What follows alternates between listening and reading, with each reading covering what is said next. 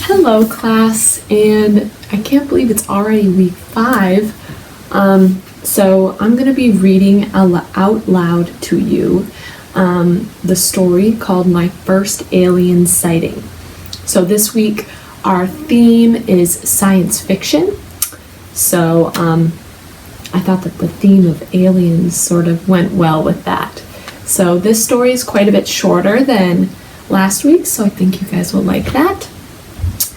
So here we go. My First Alien Sighting by Cheryl Block. Carlos and I had been planning this camp out all summer.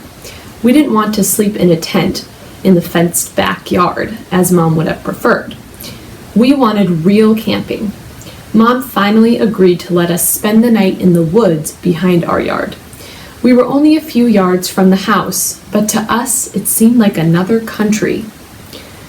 We set up the tent and rolled out our sleeping bags. Mom had packed us sandwiches for dinner. It was getting dark, so we turned on the lantern.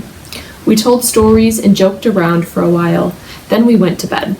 We left the lantern outside and turned it on, just in case there were any wild animals around. I don't know how late it was when I was awakened by someone talking in a high, squeaky voice.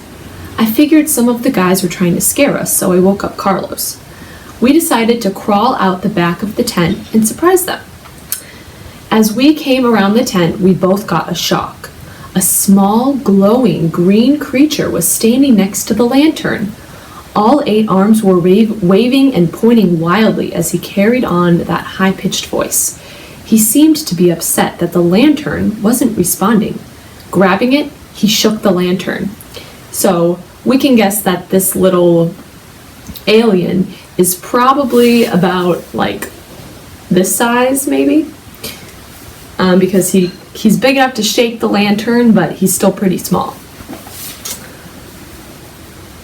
He wouldn't have seen us if Carlos hadn't sneezed. The alien creature slowly turned and stared directly at us. The green glow came from a green globe attached to the end of his nose, or what we thought was his nose. But we didn't have time to get a good look at him. Whirling around, he squealed and disappeared into the trees, leaving a glowing green trail behind him.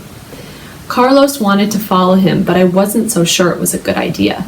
As we were arguing about it, we heard a roar and looked up just in time to see a shining silver disc rise from the woods into the dark sky. It was gone in a flash. Carlos and I ducked into the tent and hid in our sleeping bags until morning. When we got up, there was no sign of the little creature or his slimy trail. Luckily, Mom didn't notice the glowing green spots that had baked into the lantern.